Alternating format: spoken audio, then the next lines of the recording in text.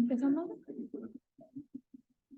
Buenos días, soy Leonor Bonilla Quesada, soy residente de primer año. El día de hoy vamos a ver el tema de evento vascular cerebral hemorrágico.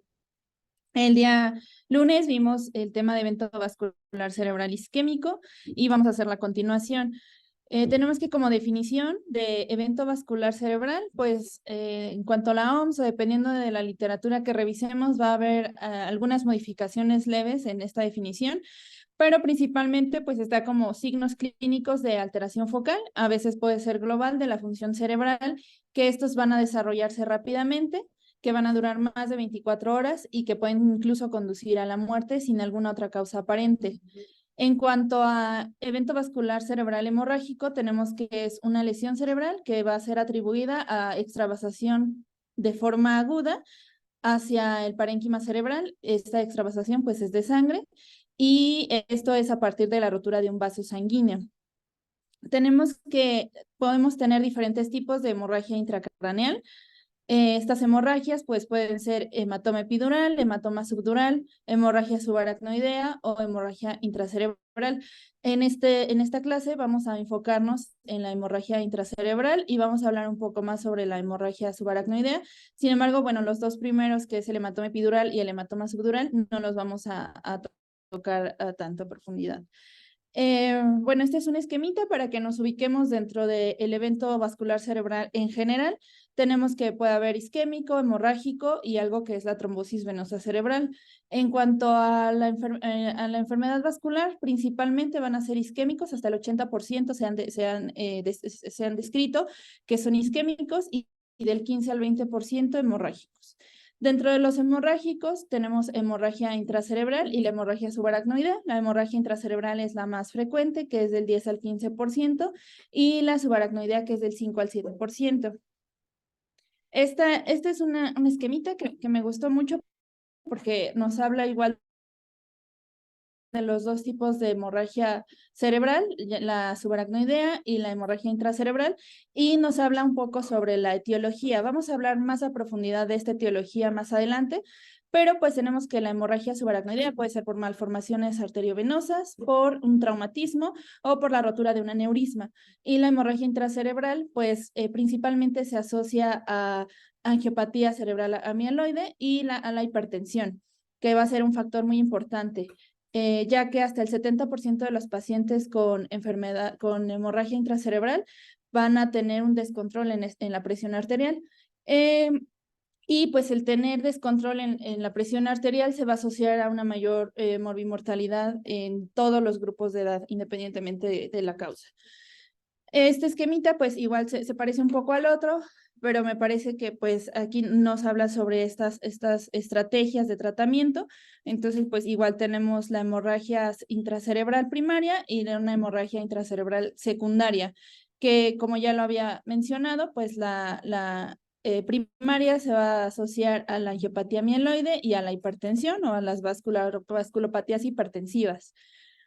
Y lo otro, pues va a ser a malformaciones arteriovenosas, a tumores, inclusive puede ser a infecciones o a otro tipo de alteraciones intracerebrales como cavernomas. Dentro de la epidemiología tenemos que la tasa de mortalidad es alta, hasta el 40% de los pacientes van a fallecer presentando una hemorragia intracerebral, del 35 al 40% incluso fallece dentro del primer mes. Y pues en Estados Unidos, el 10% de los 795,000 accidentes cerebrovasculares, 10% son hemorragias intracerebrales. Tenemos que en pacientes o en personas que son estadounidenses, afroamericanas o que son mexicoamericanos, aumenta de 1.6 veces más que en la población de raza blanca. Y también esto se va a elevar, o esta incidencia y la mortalidad también se eleva en pacientes, en adultos mayores. Tenemos que, con esta alta tasa de mortalidad y de letalidad, pues es la forma de evento vascular cerebral agudo más letal. Y pues realmente en algunas bibliografías refieren que vamos mejorando, que va disminuyendo esta incidencia y esta letalidad. Sin embargo, pues es muy poco lo que va mejorando, incluso puede ir en incremento la incidencia porque la población va envejeciendo. En cuanto a la hemorragia subaracnoidea por un aneurisma, tenemos que los países que lo presentan más comúnmente son Finlandia y Japón.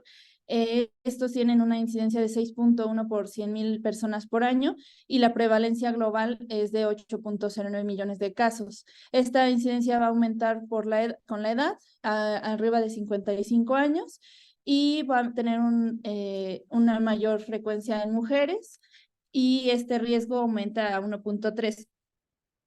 Incluso, pues hay estadísticas que nos hablan de la tasa de mortalidad prehospitalaria, que va del 22 al 26%.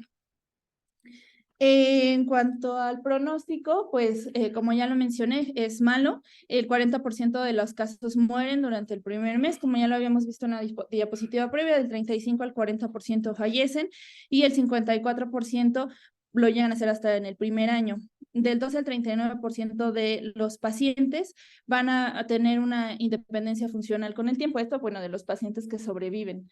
Y tenemos que, pues, se asocia al nivel socioeconómico del país en el que suceda, pues, donde viva la persona. Tenemos que en los países de ingreso alto, pues del 25 al 30% son las personas que van a fallecer, y en países en desarrollo o que tienen un desarrollo de bajo a moderado, pues va a tener del 30 al 48% de letalidad, ¿no? Es más. Esto pues se ve asociado a la preparación que tiene el sistema de salud en general. Pues la etiología, vamos a tener diferentes etiologías, diferentes asociaciones, como la hipertensión, que el paciente tenga coagulopatía, que consuma simpaticomiméticos como las metanfetaminas o la cocaína, la angiopatía mieloide cerebral y el uso de anticoagulantes. Se menciona que pues esta etiología es espontánea, pero no todas son, o la mayoría no van a ser verdaderamente espontáneas, sino que va a haber algo asociado ahí, como la angiopatía mieloide, o que tengan ya una previa coagulopatía que no lo hayan encontrado previamente. Entonces, pues las hemorragias que están relacionadas con el uso de anticoagulantes van en aumento.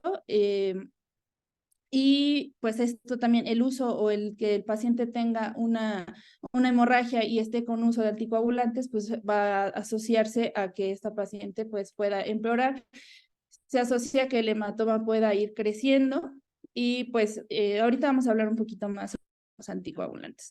Los factores de riesgo, pues los dividí como los encontré en una literatura que me pareció muy adecuado, que son los modificables, los no modificables y otros. Dentro de los modificables, pues tenemos el descontrol hipertensivo, que esto en pacientes que tienen hemorragia intracerebral va a haber un descontrol hasta en el 73.6% de los pacientes. También el tabaquismo, los antiplaquetarios y los anticoagulantes orales. Los antiplaquetarios, pues sí, están asociados a un mayor riesgo de muerte, y se menciona que cuando es dual el manejo con antiplaquetarios, con antiagregantes, pues tienen aún más riesgo de hemorragia en comparación con los pacientes que están con monoterapia, y pues los pacientes con FA que toman aspirina más clopidogrel, pues sí van a tener casi el doble de riesgo de que sea mortal su evento vascular a que aquellos que solamente toman aspirina.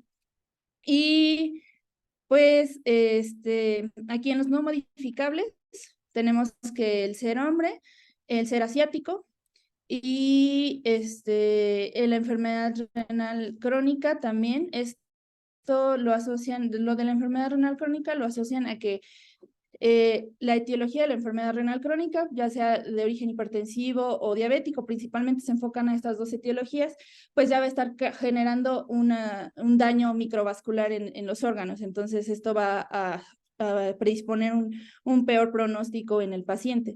Y otros pues son la multiparidad, que tenga unas malas condiciones laborales y que tenga desórdenes del sueño. Estos no están tan bien descritos, sin embargo, pues se ha visto que pueden predisponer intracerebral y que si tienen los pacientes una hemorragia intracerebral, pues tengan un peor pronóstico. Dentro de puede empezar con cefalea, náusea, vómitos, incluso convulsiones, estupor, coma. En estos pacientes es importante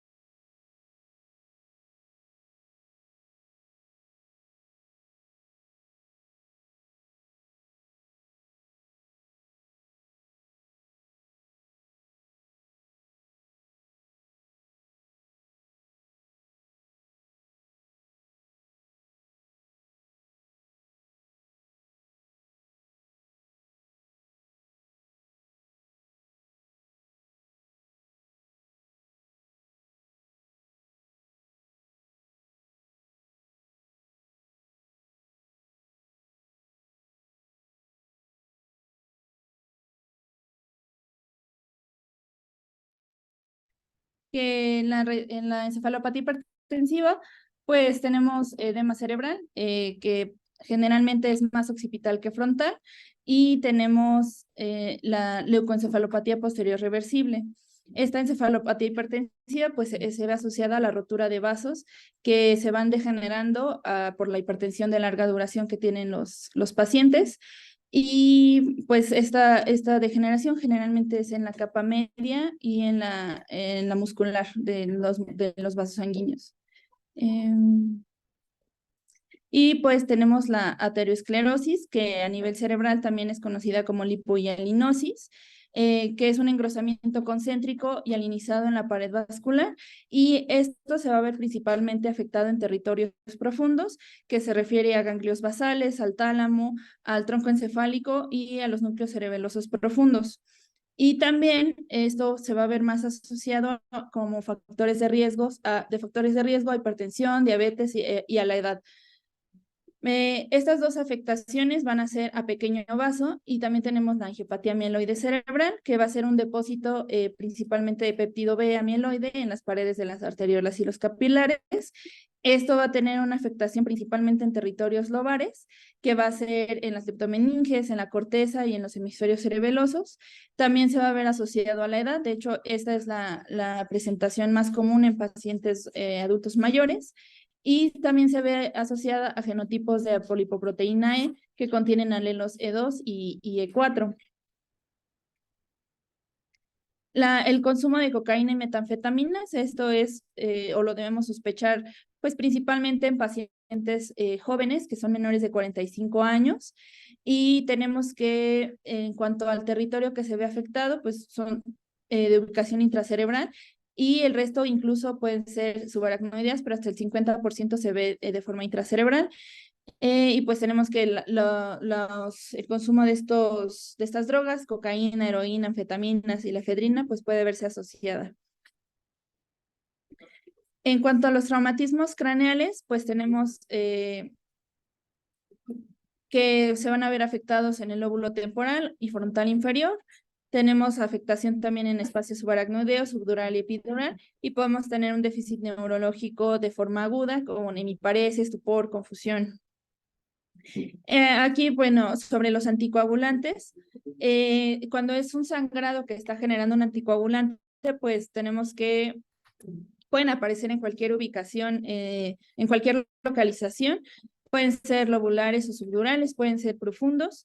Y el uso de los anticoagulantes, pues es lo que veíamos que puede ir evolucionando de 12 a 48 horas más.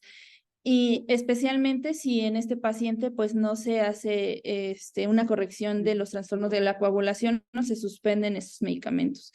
Y cuando hay una coagulopatía, una trombocitopenia, es importante revertir. Sin embargo, bueno, ahorita en el tratamiento vamos a ver más a profundidad sobre cuándo sí, cuándo no se hace una transfusión plaquetaria. Y pues los anticoagulantes de acción directa se van a asociar a menor riesgo de hemorragia que los antagonistas de la vitamina K. Tenemos que cuando utilizamos anticoagulantes, pues siempre tenemos que tener en mente el utilizar escalas que nos puedan evaluar el riesgo de que este paciente tiene sangrado, y pues la escala que usamos frecuentemente pues es Hasbled. Igual es una escala recomendada por la literatura para evaluar estos pacientes y ver quién tiene más riesgo de sangrado. En cuanto a los tumores cerebrales, incluso la hemorragia intracerebral puede ser la primera manifestación de tumor, y a los que más se va a asociar va a ser a coriocarcinoma, melanoma maligno, adenocarcinoma renal y carcinoma broncógeno. Vamos a hablar un poco sobre la fisiopatología de la hemorragia intracraneal, o bueno, de la hemorragia intraparenquimatosa específicamente. Tenemos que va a haber la rotura de una pequeña arteria cerebral. Ya hablamos un poco sobre la localización, dependiendo si va a ser en ganglios basales, en tálamo, en cerebelo, en la protuberancia, si estamos hablando de un territorio profundo, que son los que se asocian a hipertensión, o si estamos hablando de un territorio no, los profundos se asocian a la angiopatía mieloide, o si estamos hablando de un lobar. Estos pueden ir evolucionando de 30 a 90 días, se pueden prolongar hasta 24 a 48 horas la expansión de estos hematomas, pero se refiere que a las 48 horas los macrófagos van a empezar a hacer la fagocitosis de esta hemorragia, y después de 1 a 6 meses pues se va a ver ya una resolución de la hemorragia y va a quedar ahí una cavidad en manera de hendidura que pues va a tener cicatriz, macrófagos y hemosiderina en su interior. Pues dependiendo de la localización, ahorita vamos a ver una tabla que nos hable más sobre eso, pero vamos a tener que descartar pues el origen de esta hemorragia. Esta es la doctrina de Monroe-Kelly, que nos habla sobre la cantidad o sobre los volúmenes o el contenido que tenemos intracraneal, el volumen de arterias, de venas, el volumen encefálico y el líquido. Entonces vemos que lo que nos habla esta doctrina es que cuando uno se descompensa, o sea, estos tienen que estar compensados para que no haya aumento en la presión intracraneal, y cuando uno de estos se descompensa, cualquiera que este sea, pues ya va a empezar a ver este incremento. En un inicio puede estar compensado, pero posteriormente cuando se vaya aumentando esto, en caso de que sea una masa, en caso de que sea sangrado, pues va a empezar a descompensarse esta homeostasis que está en el cerebro. Los mecanismos de lesión cerebral, pues vamos a tener que la presión intracraneal, la hidrocefalia o una hernia nos van a poder generar varios tipos de lesión cerebral: edema cerebral, inflamación y toxicidad bioquímica. En la siguiente diapositiva vamos a ver más sobre el edema cerebral y sobre la inflamación, pero pues en cuanto a la hemorragia intracraneal, pues vamos a ver que va a haber daño en el tejido circundante dependiendo de estos mecanismos, y pues también va a haber un efecto en la presión directa que puede incluir tanto la compresión local del tejido como del tejido que está afectado o del tejido circundante. Y pues los mecanismos en cuanto a la toxicidad bioquímica, pues se va a asociar a estas toxinas que se van a estar liberando dentro del sitio de la hemorragia. Y en cuanto al edema cerebral y a la inflamación, pues el edema se puede empezar a desarrollar en cuestión de horas o incluso durar días, se ha descrito que hasta 32 semanas. Las primeras 24 horas va a aumentar 75% este edema, y pues la trombina va a ser un factor importante en este edema cerebral. Y la inflamación, pues a nivel local va a haber la diabetes de neutrófilos, porque se va a intentar retener ese proceso inflamatorio o ese proceso anormal que se está llevando ahí. Y pues incluso puede estar asociado a infecciones sistémicas hasta en el 31% de los pacientes. Aquí tenemos una tablita donde vemos la causa y la ubicación y algún comentario, alguna situación importante. Pues no estamos profundizando en traumatismo craneoencefálico, sin embargo, pues la ubicación, esto nos ayuda a hacer esta diferenciación entre qué podría ser dependiendo del estudio de imagen, y vemos que pues va a ser intraparenquimatoso, puede ser en lóbulos frontales, en la parte anterior de los lóbulos temporales, subaracnoidea o incluso extraxial. Aquí pues el paciente tiene que tener este antecedente de traumatismo, Y pues la hemorragia hipertensiva, que es lo que veíamos desde las diapositivas anteriores, pues vamos a ver afectación en el putamen, en el globo pálido, tálamo, hemisferio cerebeloso y protuberancia. Y pues va a generarlo en vasos pequeños, como ya lo habíamos mencionado, de 30 a 100 micrómetros. Y también es importante considerar la transformación hemorrágica de un EBC isquémico, que esto pues puede darse en núcleos basales, en regiones subcorticales o lobulares, y tenemos que la incidencia de eventos vasculares isquémicos que se transforman a hemorrágicos es de 1 a 6%, y mientras más grande sea el evento vascular cerebral isquémico, más riesgo va a tener que se transforme a hemorragia. Podemos tener que el origen de la hemorragia es un tumor metastásico que va a tener una ubicación lobular y pues ya lo había puesto también en las diapositivas pasadas, pero los más comunes son coriocarcinoma, pulmón, adenocarcinoma renal, tiroides, melanoma. Las drogas o fármacos de las que también ya hablamos, pueden haber malformaciones arteriovenosas. Pues va a tener un riesgo de 2 al 3% de sangrado sin una rotura previa. Puede ser un aneurisma y pues la angiopatía mieloide, que también ya platicamos sobre esta, en dónde se ubica y que pues los principales afectados son personas mayores de 65 años. Y pues también puede ser telangiectasia capilar o una fístula arteriovenosa. Ahorita vamos a hablar sobre el estudio que se recomienda cuando estamos sospechando de alguna de estas alteraciones. El diagnóstico, pues va a ser importante hacer una adecuada anamnesis para ver cómo empezó el paciente su sintomatología. Nos va a ayudar para determinar el tipo de hemorragia, saber si fue espontánea, si fue asociada a algún traumatismo o si el paciente ya tiene alguna otra alteración que le pudiera estar causando hemorragia, si consumió drogas.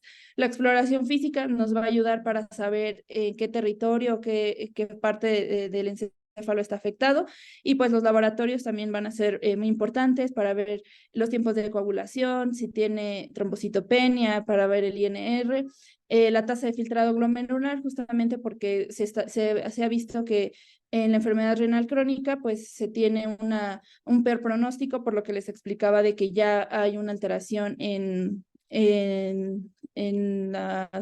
los vasos, los niveles de glucosa, y pues también es importante tomar la troponina. También un electrocardiograma, los estudios toxicológicos y los marcadores inflamatorios. El cuadro clínico, pues vamos a tener que va a ser un inicio abrupto. En algunas referencias mencionan que en cuanto a la clínica, pues el evento vascular hemorrágico e isquémico van a ser muy similares. Sin embargo, se puede ver un poco más rápido o va a tener una evolución más tórpida un evento vascular hemorrágico que uno isquémico.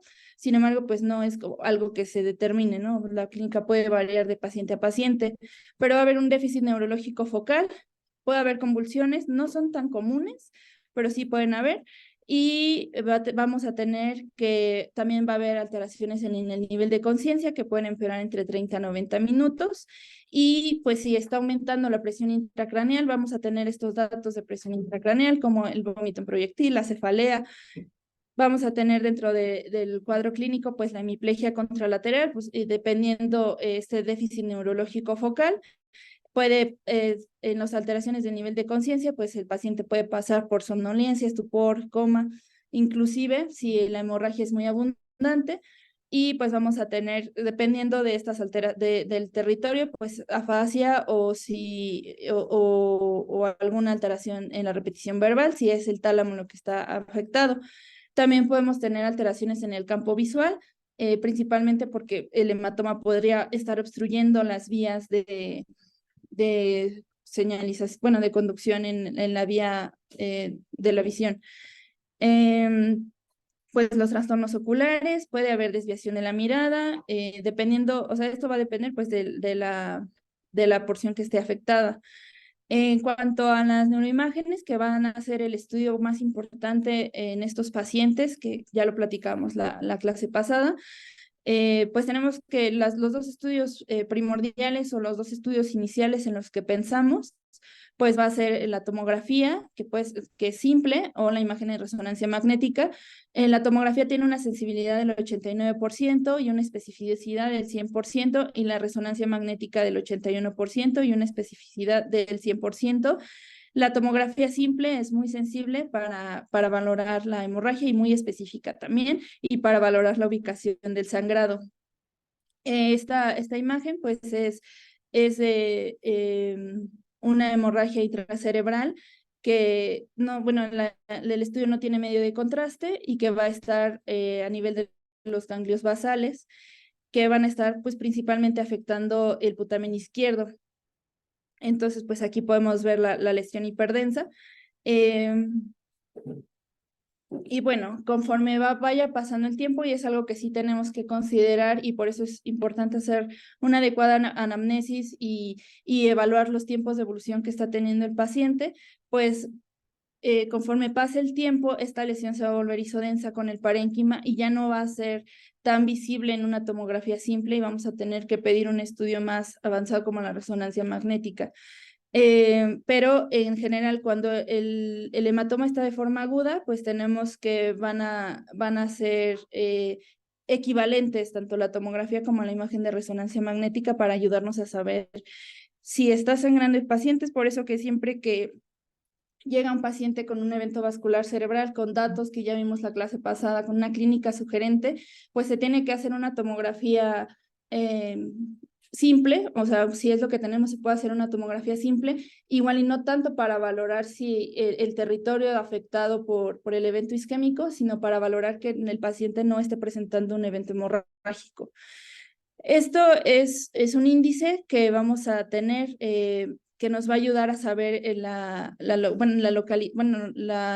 tamaño que tiene el hematoma, y vamos a tener que, vamos a medir el diámetro máximo y el diámetro más pequeño de la lesión. Esto vamos a calcular el volumen que tiene. Vamos a tomar como diámetro máximo como A y el diámetro perpendicular como B. Y el C pues es el grosor del corte, y esto lo vamos a multiplicar y esto nos va a dar en centímetros cúbicos cuál volumen tiene la lesión. Esto es pues una forma sencilla de calcular la cantidad de sangre que está presente en el hematoma, y pues lo podemos hacer desde una tomografía simple. Entonces, pues tenemos que las hemorragias más profundas o hemorragias profundas que son mayores a 60 mililitros, pues sí van a tener una mortalidad alta, una mortalidad muy cercana al 100%, mientras que las hemorragias más pequeñas o lobares pues puedan tener una mortalidad del 71%, y para esto nos va a ayudar este índice.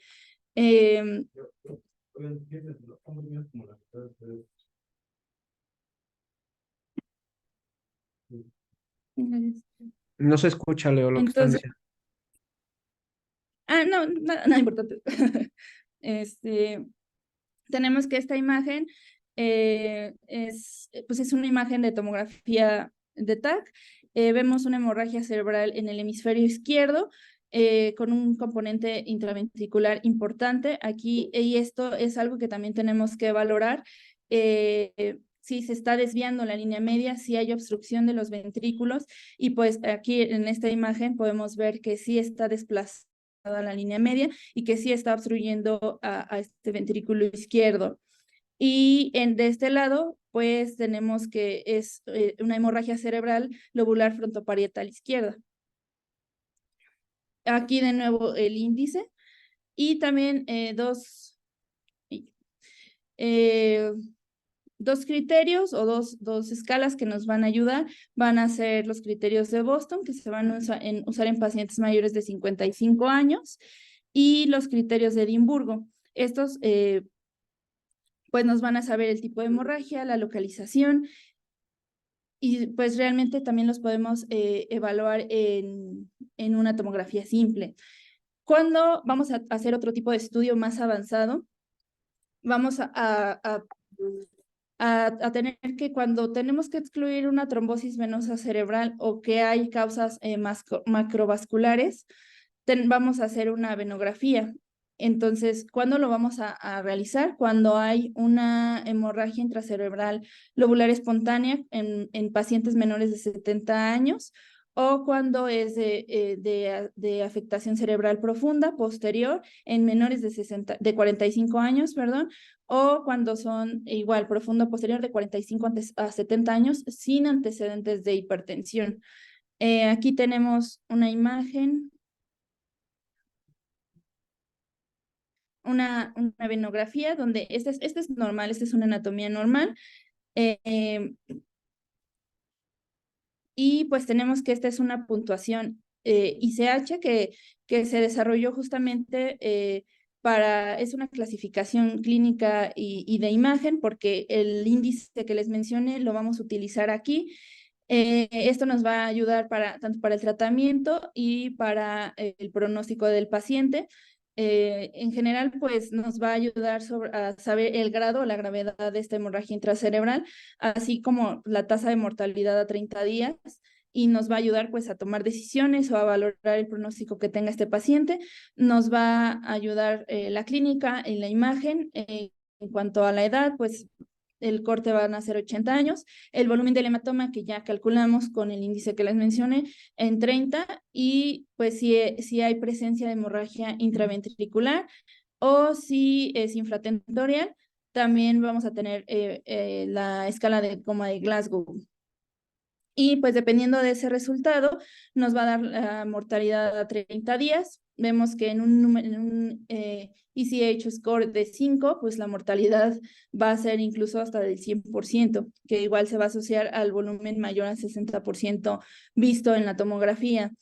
Y pues la expansión del hematoma pues va a ocurrir frecuentemente o va a ser rápidamente a 24 horas, y si va aumentando esta hemorragia en 24 horas, ya sea por un mal manejo porque el paciente no había acudido a valoración, pues va a aumentar la mortalidad y los malos resultados. Aquí tenemos una imagen que me gustó mucho porque es la evolución de un evento vascular cerebral hemorrágico. En la fila de arriba vamos a poder ver una primera imagen en diferentes cortes, y en la fila de abajo vamos a ver 18 horas después cómo va evolucionando y cómo va creciendo esta hemorragia. Y esto pues vamos a tener que en este tipo de pacientes el nivel de conciencia y la clínica se va a ver alterado dependiendo de cómo vaya evolucionando. Aquí pues vemos los diferentes cortes y vemos cómo va aumentando el volumen de la hemorragia. Esta es una imagen donde vamos a ver los sitios más comunes de hemorragia. Vemos que pues los más comunes es una hemorragia talámica, que puede ser del 20 al 30%, y una hemorragia subcortical y lobar, que también va del 30 al 20%. Tenemos que las hemorragias pontíneas y las hemorragias cerebelares están en el 8%, no son tan comunes, y las menos comunes pues van a ser en las que se ve afectado el putamen. Aquí pues vamos a tener imágenes donde se muestran hemorragias intracerebrales de una tomografía sin contraste, y vemos que abajo pues está una imagen de la A a la J. Vamos a tener una TAC sin contraste, y en la K tenemos una imagen de resonancia magnética. Entonces vamos a ver pues el edema que se está presentando perilesional. Vemos que aquí está la hemorragia y vemos cómo van avanzando los cortes, y en las imágenes C y D vamos a ver esta hemorragia en putamen, y se va a ver, pues, como les decía, el edema perilesional. Y en los otros paneles, pues vamos a ver la hemorragia pontina en la porción media del tronco encefálico. Entonces, pues también me gustó esta imagen como que la vi muy ilustrativa. Y pues de nuevo, ¿en dónde vamos a hacer la exclusión de las causas macrovasculares? Pues es en pacientes con hemorragia intracraneal que sea espontánea y hemorragia parenquimatosa, en pacientes que estén hospitalizados y tengan esta hemorragia espontánea, o que tengamos ya una angiografía por resonancia magnética que sugiera una causa macrovascular, o en su defecto, que sean menores de 70 años con una imagen de hemorragia intracraneal en fosa profunda, con menos de 75 años, y de 45 a 70 sin antecedentes de hipertensión. Y vamos a ver que podemos hacer una angiografía por sustracción digital intraarterial. y esto nos va a ayudar a saber si hay alguna malformación o alguna fístula arteriovenosa que pueda estar generándonos esta hemorragia, y se sugiere que si esta es normal y el paciente pues tuvo esta hemorragia, se repita de 3 a 6 meses. ¿Cuándo vamos a hacer algunas imágenes adicionales? Pues vamos a realizar una segunda tomografía. Incluso se menciona que esta segunda tomografía puede ser hasta los 30 minutos para valorar justamente el crecimiento que está teniendo esta hemorragia, si ya hay desplazamiento de la línea media o si está empeorando el edema perilesional, el venograma, si estamos sospechando la trombosis venosa cerebral, y si hay, si estamos sospechando que esta hemorragia fue previamente un EBC isquémico, podemos realizar una resonancia magnética simple y contrastada cuando estemos sospechando que es por una tumoración o por una infección.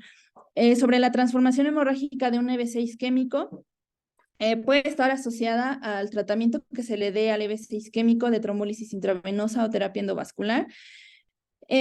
¿Cómo vamos a sospechar? Por la sintomatología, que haya un deterioro clínico. En la literatura se refiere que haya un aumento de 4 puntos en la escala de NIHSS, y puede haber 2 subtipos. Es hematoma parenquimatoso y el infarto hemorrágico, y en ambos se va a clasificar en 2. Y esto, pues, el tipo 1 va a haber coágulos de sangre con menos del 30% del área infartada, con un efecto de ocupación menor en el espacio. Y en los tipo 2 va a haber coágulos densos con más del 30% del volumen, y va a haber un espacio significativo en la ocupación. Del tipo 1 y del tipo 2 del infarto hemorrágico, en el tipo 1 vamos a ver en las imágenes pequeñas petequias en los márgenes del infarto, y en el tipo 2 va a haber estas petequias en el área infartada sin ningún defecto de ocupación. Esto pues va a ser importante para la clasificación de la transformación en cuanto al pronóstico, y en cuanto a que pueda haber algunos otros factores asociados. Se ha descrito que el hematoma parenquimatoso tipo 2 va a empeorar las condiciones clínicas y va a tener un peor pronóstico. Pues es importante mencionar que cuando vemos ya microhemorragias en un paciente hipertenso, este va a tener susceptibilidad a que tenga una transformación hemorrágica, pero sí hay descrito una cantidad de microhemorragias que se puedan ver, que si hay más de 10 microhemorragias, entonces ahí ya se va a diferir la trombolisis. En cuanto al tratamiento, pues tenemos que tener en cuenta que estos son pacientes de cuidados críticos, de cuidados neurocríticos. Tenemos que tener en cuenta en cuánto vamos a mantener la presión arterial, la nutrición, la protección de las vías de la vía aérea. Ahorita vamos a ir desglosando los más importantes, como la presión arterial, pero en cuanto a la nutrición y líquidos, pues se sugiere dejar al paciente con un suero fisiológico entre 2 a 2.5 litros al día, e incluso puede estar teniendo un aporte de potasio, pero es importante estar valorando los niveles a los que se encuentre. Es importante realizar la protección de las vías aéreas, que la temperatura se mantenga menor a 37%. En caso de que el paciente esté con una coagulopatía, es importante identificar y corregirla. Y pues si el paciente tiene algún antivitamina K o algún antagonista de la vitamina K, pues aplicar complejos de protrombina o vitamina K. Ahorita vamos a hablar sobre la transfusión plaquetaria y sobre la evacuación de los hematomas, si es necesario un manejo quirúrgico. Menos de 1 centímetro no se necesitan, de 1 a 3 centímetros vamos a estar valorándolo constantemente, si hay empeoramiento en la escala, si hay una imagen que demuestra un hematoma mayor, y en mayor de 3 centímetros, ese sí es quirúrgico. Entonces, pues en un paciente en estado neurocrítico o con una hemorragia intracerebral, pues se va a aconsejar evitar la hipoxemia y evitar la hipertermia.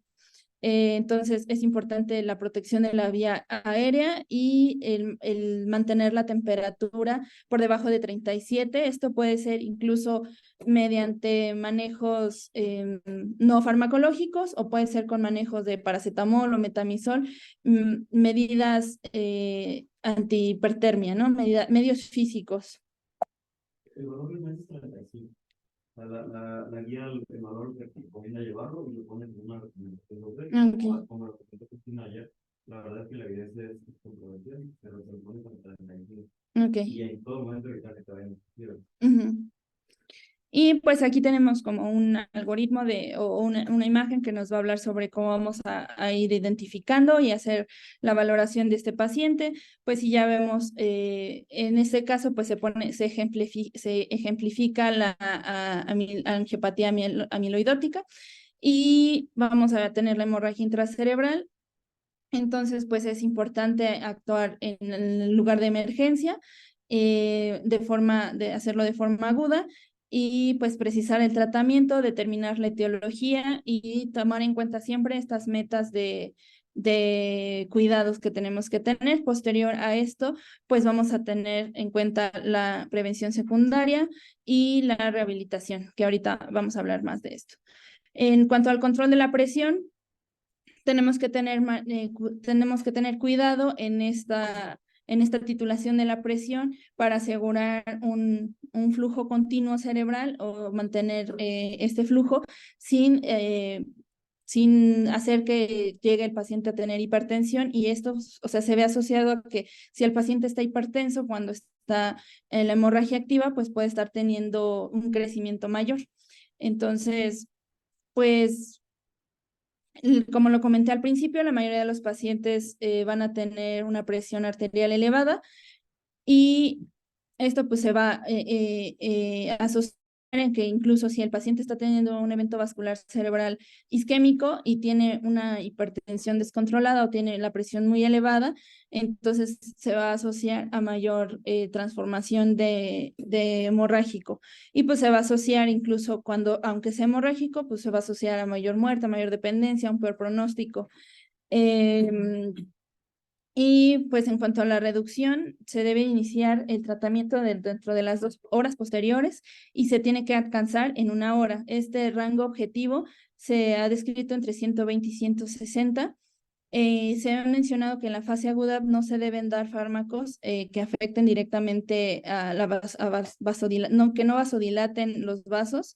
Entonces, estos fármacos como nitroprusiato y nitroglicerina pueden asociarse a un aumento de la presión intracraneal. Se recomiendan un poco más los medicamentos como la betalol, y pues tenemos que de leve a moderado la presión objetivo pues iba a ser menor a 140 en lugar de mantener 130 a 150.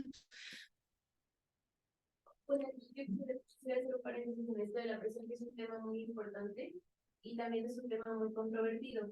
La última guía de la AFA, específicamente de hemorragia subaracnoidea, especifica que no existe una meta en la presión, no existe ya esta cifra específica a la cual debemos de llevar a un paciente. Lo que ellos dicen es que lo que se ha asociado a mayor mortalidad son las variabilidades en la presión. Por eso, dentro de los criterios que se tienen para mantener una adecuada perfusión, que tampoco no se tiene que hacer una medición continua de manera solamente con la presión arterial, sino cuando se tengan las medidas invasivas para determinar perfusión cerebral, se deben de hacer. No solamente medir la presión arterial como una medida indirecta de perfusión cerebral, porque finalmente este es el objetivo de mantener una presión arterial media estable. Pero uno de los criterios que está un poquito más asociado a mantener esta perfusión cerebral es la euvolemia y el disminuir la variabilidad entre la presión arterial. Presiones arteriales medias menores de 65 milímetros de mercurio se asocian a una mayor mortalidad. Sin embargo, el hecho de que sean mayores de 180 en la sistólica, eso es de lo que hay evidencia. Sin embargo, no ha habido una mayor sobrevida en estos pacientes que tengan menos de 160 o que mantengan estas presiones. Esto es muy importante porque, por ejemplo, en algunas terapias, sobre todo en los cuidados neurocríticos, existen medidas directas de perfusión cerebral y esas son las que se tienen que preferir en estos momentos. Hablando específicamente de hemorragia subaracnoidea. Esto que pone Leo aquí, eso es del año del año pasado. Sí. Sí. Esto viene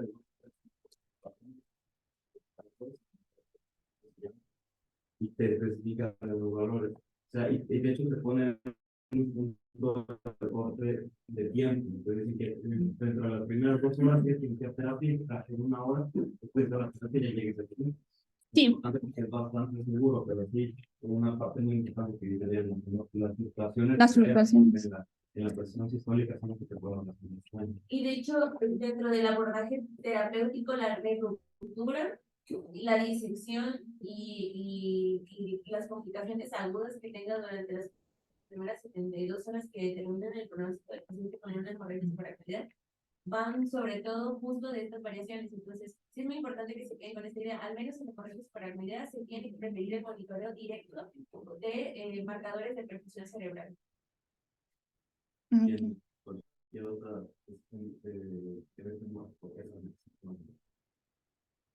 Sí, justamente estos dos estudios de los que habla Iván es el ATTACH-2 e INTERACT, que son pues, los dos grandes estudios clínicos que justamente menciona la guía de la AJA 2022 en cuanto a hemorragia intracerebral espontánea.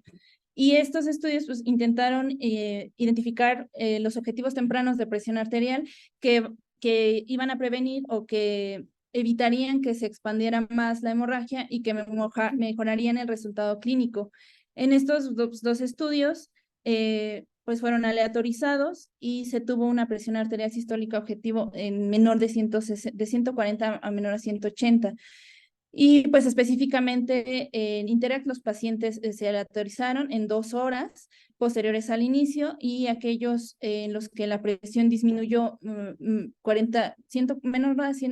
disminuyó 140 milímetros de mercurio, tuvieron una mortalidad más baja y una discapacidad mayor, una mortalidad más baja y una discapacidad menor. Pero pues esto, o sea, apenas alcanzaban los umbrales que estábamos mencionando. Y en cuanto a la ATTACH-2, pues esto aleatorizó a los pacientes en 4 horas y media posterior al inicio, y esto pues no logró evidenciar, o no hubo una evidencia significativa de que el disminuir la presión arterial por debajo de 140 pues era beneficioso en cuanto a la clínica o en cuanto al pronóstico del paciente.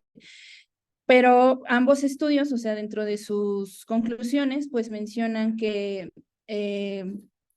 la presión arterial que se alcanzó en ambos grupos, dentro de las primeras 2 horas, esta disminución, pues sí mejoraba un poco esta parte de la expansión cerebral y mantenía la perfusión cerebral, que pues es algo muy importante.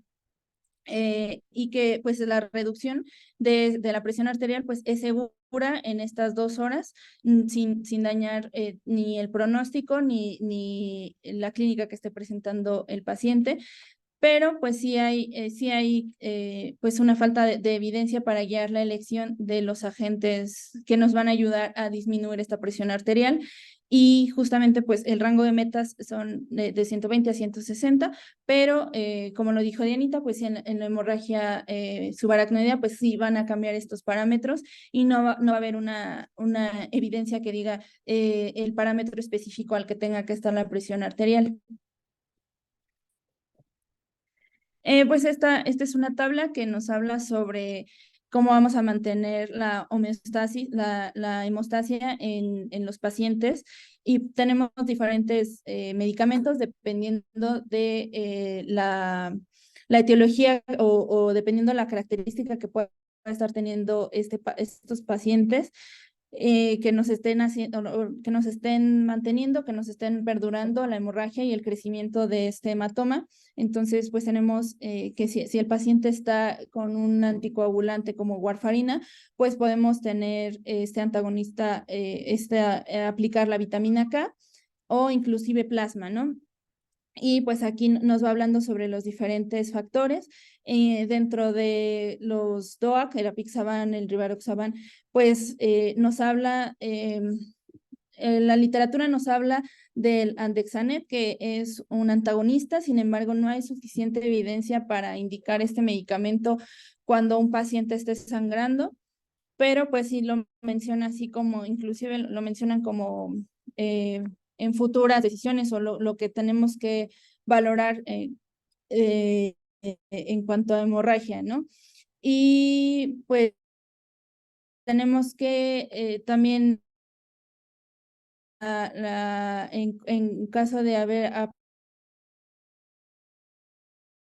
ya el tenecteplase, de haber aplicado la fibrinólisis, pues la no es realmente concluyente sobre si utilizarlo, o los crioprecipitados tampoco.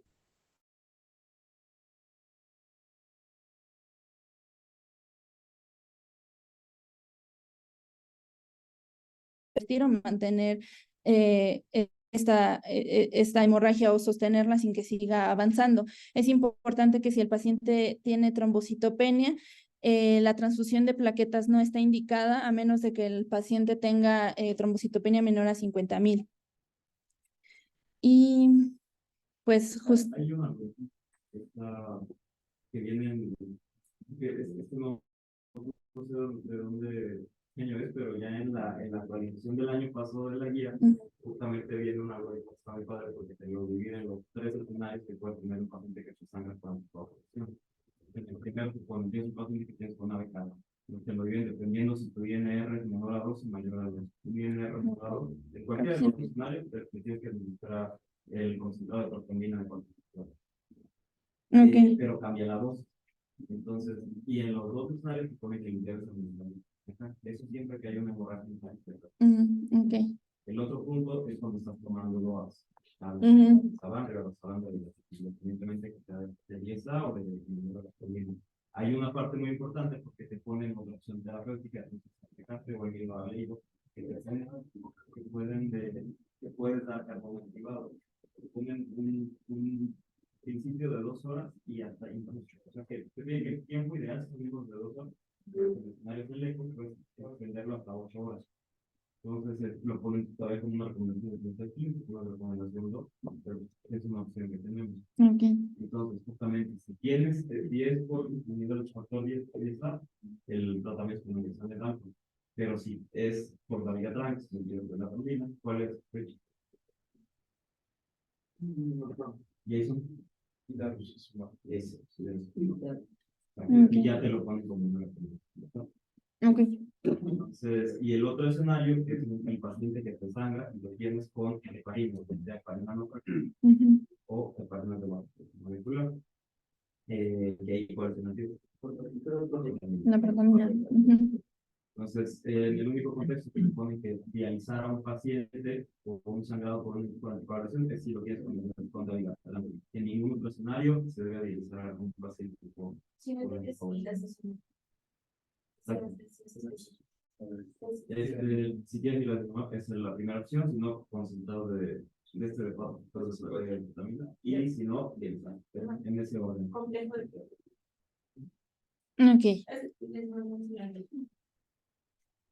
Y pues en cuanto a las convulsiones, tenemos que aparecen hasta en el 4% de los pacientes y principalmente van a aparecer en pacientes que tienen hemorragias lobulares. Tenemos que estas convulsiones pueden aparecer en las primeras 24 horas de evolución y se puede iniciar con valproato sódico o levetiracetam, que se va a mantener durante un mes. Si estas convulsiones duran más de un mes, pues vamos ya a tener que manejarlo como una epilepsia. Y pues no está indicado el tratamiento preventivo para las crisis convulsivas. Es importante recordar esto de las metas en pacientes neurocríticos. No existe una indicación de profilaxis, sobre todo en hemorragia intracerebral. De hecho, lo que se sugiere es que si no hay crisis, si hay crisis no convulsivas, se tiene que hacer el monitoreo con el electroencefalograma continuo y solamente indicarlos en caso de que sean evidenciadas, y los esquemas deben de ser cortos, menores a 7 días. Y el anticomisivo que ha demostrado mayor mortalidad es el uso de fenitoína. Entonces, al menos en hemorragia subaracnoidea también se debe de contraindicar el uso de fenitoína. Existen algunas como muy específicas como Fisher 2-3, mayor o igual a que sea una hemorragia subaracnoidea grado 3, que entonces sí se debe de considerar, si tiene factores de riesgo, el uso de la profilaxis para convulsiones, que puede ser también uno de los factores de riesgo de peores desenlaces, ¿no? Entonces ahí sí se puede considerar, pero en el resto no está limitada la profilaxis. Y Pues en cuanto a la hipertensión intracraneal, pues tenemos que el paciente puede estar presentando la cefalea o alteraciones en el nivel de conciencia y pues se va a definir como presiones mayores de 20 milímetros de mercurio durante más de 5 minutos y es importante mantener de 20. Entonces va a haber varias medidas para esta hipertensión. Es la elevación de la cabecera de la cama y la prevención y tratamiento que esté haciendo que aumente la presión intracraneal, como la hipopopsia, la hipercapnia, la fiebre. Entonces, recordando pues estas cuestiones de signos vitales que tenemos que estar manteniendo estrictamente abajo y pues hay que evitar el uso de corticoides. Antes se utilizaban los corticoides para reducir el edema, sin embargo, pues no, o sea, se han hecho estudios y se ha demostrado que no es beneficioso, incluso sugirió mayor mortalidad del uso de corticoides. La restricción relativa de líquidos con el objetivo de conseguir la euvolemia y evitar los sueros hipotónicos como los glucosados, ¿no? Lo ideal es mantener las soluciones más fisiológicas que se puedan y incluso en con sueros hipertónicos, se puede utilizar manitol o diuréticos de asa, sin embargo, lo mejor, o sea, es no utilizarlos y si se utilizan, pues que sea de una forma, no pueden estar manteniéndose estos medicamentos constantemente con los pacientes y también pues hay que evitar que el paciente esté en hiperventilación. Las intervenciones quirúrgicas, pues depende del paciente, va a haber cirugía mínimamente invasiva para evitarlo y para realizarlo y pues el chiste de esto es evitar que áreas vitales del cerebro y vasos sanguíneos se vean afectados, ¿no? Por la intervención. O también pues va a haber aspiración estereotáxica con trombólisis y esto pues es importante realizar un segundo estudio de imagen para saber en dónde van a incidir. Sin embargo, pues como ya lo mencionamos, no todos los pacientes van a ser necesarios de intervención quirúrgica, de hecho van a ser pocos los que lo requieran, pero pues la mayoría sí piden que se realice una tomografía antes para valorar de nuevo el sitio en el que van a incidir y posterior para ver si la evacuación fue exitosa. Entonces, pues no es raro que una intervención así o que la hemorragia, incluso si es muy grande, pues pueda tener afectación en las cavidades ventriculares. Entonces, pues sí, tener cuidado con esto. Y pues la rehabilitación en cuanto a la movilización inmediata no se recomienda que sea de una forma vigorosa, pero sí,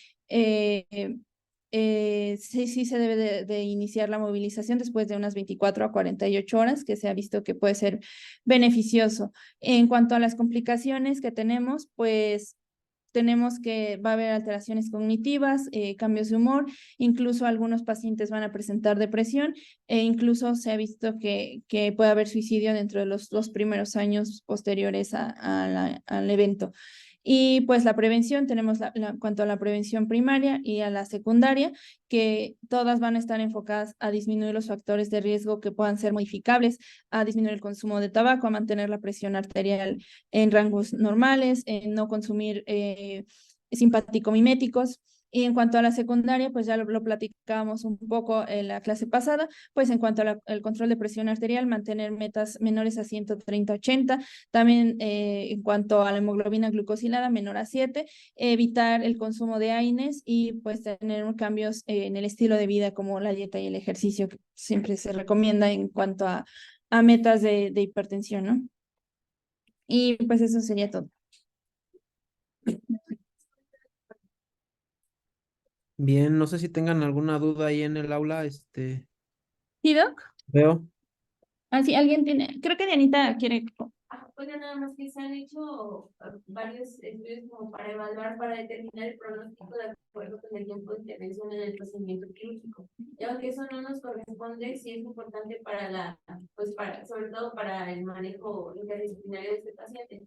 Lo que ha demostrado, pues igual, ¿no? Menor tiempo, menor se acortan los tiempos de la intervención quirúrgica, se reducen el riesgo de las complicaciones o de las secuelas. Incluso de los estudios que se han hecho a 6 o 8 meses, entre 3 y 5 días de resolución quirúrgica, sobre todo, por ejemplo, del aneurisma roto espontáneo, incluso del intracerebral, tienen mejor pronóstico 8 meses, que recuperan por completo generalmente su funcionalidad. Entonces, pues esto reduce costos del sistema de salud en general, de los cuidados del paciente que queda postrado porque no tiene una resolución temprana con el tratamiento quirúrgico.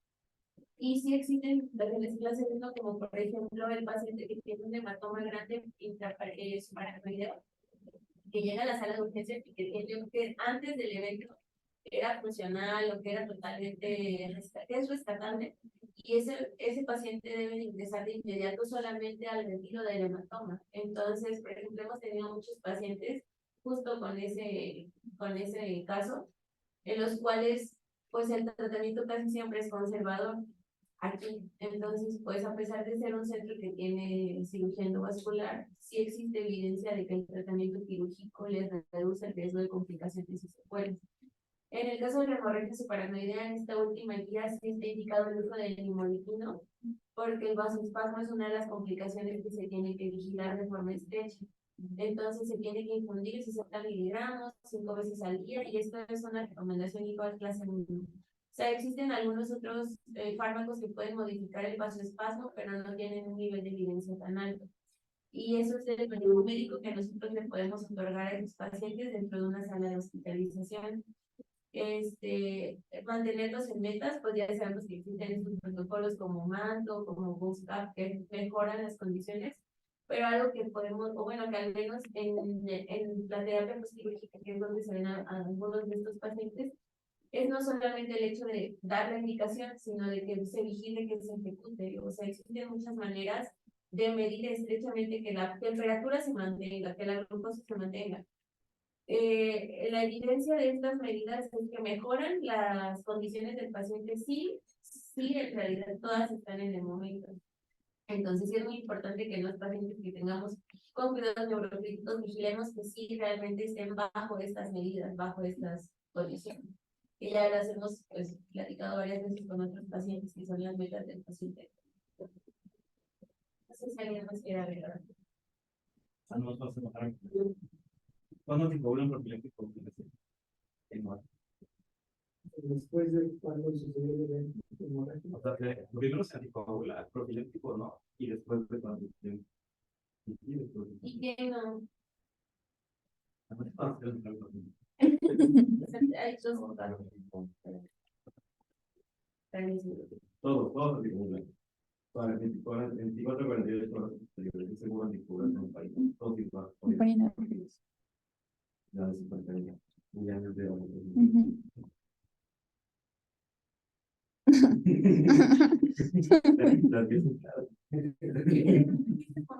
no hacía hasta que se olvidara el año. Ah, sí, sí, igual de la craniotomía, igual de indicaciones de la que sea la tutorial de la media que el paciente se coma. No es tanto por el tamaño del hematoma, sino por el volumen calculado que el más exactamente. Entonces, cuanto a las complicaciones de la cirugía endovascular, es muy importante comentar el hecho de que existen factores de riesgo asociados al procedimiento, al clivaje, a la refrigeración o a la reparación. Por ejemplo, existen factores que dependen totalmente del paciente en esto, como son el antecedente de alguna alteración neuroestructural. Por ejemplo, el paciente que tiene antecedente de un EVS isquémico, que hace transformación hemorrágica o que tiene un EVS isquémico y luego un EVS hemorrágico, tiene mayor riesgo de fracaso a la neurointegración endovascular. Entonces, por ejemplo, sí se tiene que contraponer el costo-beneficio de lo que se quiere hacer. Otros son los factores de riesgo cardiovasculares, también son muy importantes, el estado hemodinámico, y pues las complicaciones propias del procedimiento, ¿no? Lo que comentábamos, la ruptura, el resangrado, el vasoespasmo y la disección del registro. Son los factores de riesgo.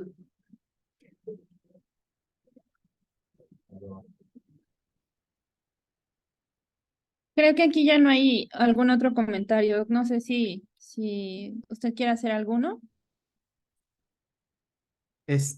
Bueno, no, la verdad es que muy buena clase. No sé si el doctor Vicente quiere hacer algún comentario, amigo.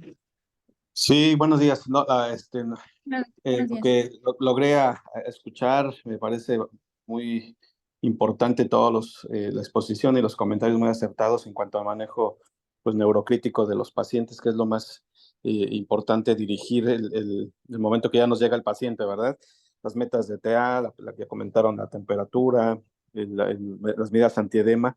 Es muy importante, por supuesto, ya lo comentaron, el manejo para evitar el resangrado cuando se trata de una hemorragia subaracnoidea. Una disculpa si es ya no entré a alcanzar a escuchar la hemorragia subaracnoidea o el abordaje, la exposición que hicieron, pero pues evidentemente las guías y las recomendaciones son el tratamiento del aneurisma en una forma expedita de 24 o 48 horas para evitar el resangrado, que sabemos que puede ser más letal el resangrado en los pacientes. Entonces es muy importante el abordaje de neurocirugía o del tratamiento endovascular, evidentemente con todas las medidas para tener en condiciones más adecuadas al paciente para este tipo de procedimientos.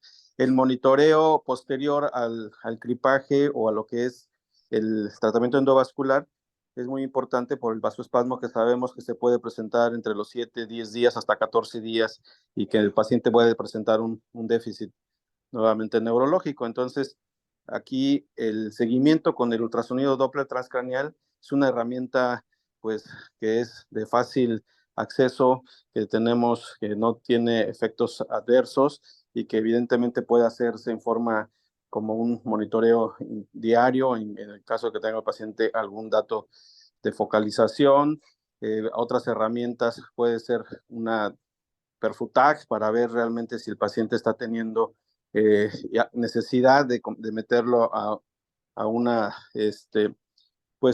plastía, ¿verdad? Que se llega a ocupar a través de tratamientos endovasculares o de mejorar el tratamiento, ser más estrictos en el tratamiento pues de la hidratación y mantener la perfusión cerebral. Entonces es muy importante aquí el monitoreo con Doppler transcranial. Yo les diría que sería una herramienta que debe de ser prácticamente del médico urgenciólogo, del médico internista, de los neurólogos. Es una herramienta que debemos de tener ya a la mano para aprender a utilizar. Las ventanas, es pocos pacientes, un 10% tal vez son los que no llegan a tener alguna ventana para poder dar un seguimiento muy estricto, y es una herramienta muy útil para detectar el vasoespasmo, entre otras complicaciones, ¿no? También podemos ir midiendo lo que es si hay un edema también del nervio óptico y datos directos de presión intracraneana. Entonces es importante el neuromonitoreo y las metas que ya se comentaron para cumplir, ¿no? En cuanto a los tiempos de tratamiento. Sí estaba escuchando en las hemorragias, el tratamiento antiepiléptico, evidentemente, pues tiene que ser guiado con el monitoreo también del electroencefalograma. En donde no tenemos acceso a estos dispositivos o monitoreos, por supuesto que se vuelve muy importante la sospecha clínica, ¿verdad? El tamaño, el lugar donde se encuentra, es decir, si es en algún parte epileptogénica, como son lóbulo temporal, lóbulo frontal, la sospecha de tener un estado epiléptico no convulsivo o convulsivo sutil, tiene que ser muy, muy importante la valoración clínica. Y en ese sentido, pues es importante que tengamos, o si es una hemorragia postraumática, ver si tiene alguna cuestión, ver si tiene alguna cuestión de una fractura que esté deprimida, porque muchas veces el mecanismo de trauma o el evento pues que haya sido, sabemos que aunque no tengamos un monitoreo, el sangrado, el lugar donde tengamos el sangrado y se trata de una fractura deprimida, tiene más alto riesgo de presentar crisis convulsiva. Entonces es muy importante porque si bien no se recomienda un tratamiento antiepiléptico profiláctico, pues evidentemente depende de las características del paciente y de nuestro acceso también a los monitoreos que podamos tener, ¿no? El manejo para el vasoespasmo, pues comentábamos que es con nimodipino, 60 miligramos cada 4 horas. Sin embargo, sabemos que a veces es difícil el acceso vía oral, ¿no? Pero es lo que está indicado y lo que se debería de tratar de gestionar para poder tener acceso, ¿no? Así como el tratamiento antihipertensivo con el abetalol. Pero me parece muy bien. La otra parte pues, que debemos tener es la causa, ¿verdad? Ya sabemos que las hemorragias putaminales son hipertensivas, ¿verdad? Mientras que las que son lobares, que son pacientes que no son hipertensos, pacientes geriátricos con hemorragias recurrentes, pues debe ser lo más probable una hepatía amiloide. Por supuesto, debe tener la necesidad de realizarse estudios de resonancia magnética para ver la siderosis y todo lo que se tiene de enfermedad de pequeñas arterias, o incluso, pues son pacientes jóvenes, se tendrá que descartar aquellos casos como son incluso genéticos, autosómicos dominantes, que pueden ser melas, que pueda ser cadacil. Entonces es importante siempre tener eso en cuenta. Los felicito por el abordaje que están presentando y y puntualmente, si tuvieran alguna duda, también es bueno enriquecernos con bibliografía mutuamente, porque yo también estoy aprendiendo de lo lo actualizado que están. Muchas gracias. A usted, Gracias, muchas amigo. gracias. Leo, ¿algo allí en el aula? No, Doc, ya, creo que ya. ¿No? ¿Todo bien? No, todo bien. Bueno, muy bien. Pues pues amigo, muchas gracias. Ojalá y mañana también nos puedas acompañar. Y pues nada. Bien. Si ya no hay nada, Gracias. pues nos vemos el día de mañana. Mañana. Sí, gracias, doctor. Gracias, doctor. Bye. Gracias, hasta luego.